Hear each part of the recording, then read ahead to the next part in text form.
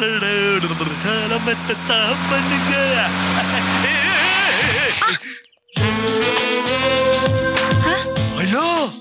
তুমি তুমি এই বাবা, ছি ছি ছি ছি ছি ছি, আবার আমি তোমাকে ধাক্কা মারলাম। ব্যাপারটা কি? ব্যাপারটা কি? এতদিন তুমি আমার পেছনে ধাক্কা মারছিলে, এখন তুমি আমার সামনে ধাক্কা মারছো।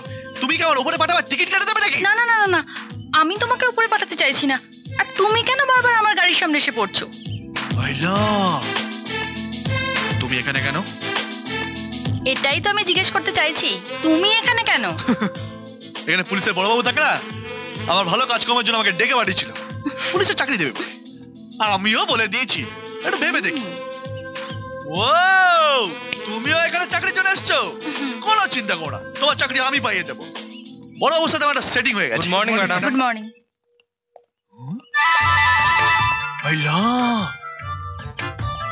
পুলিশ তোমাকে ম্যাডাম বললো কেন? এতক্ষণ ধরে তুমি যার কথা বলছিলে উনি আমার বাবা। বাবা? বাবা? ওরে বাবা! এই, কোথায় পালিয়ে যাচ্ছো? মানে বাবা, মানে মা। হুম, মার কাছে যাবো। এই, এই, কি হলো? পুলিশের চাকরি করবে না? না, আমি মার কাছে যাবো, আমাকে ছেড়ে দাও।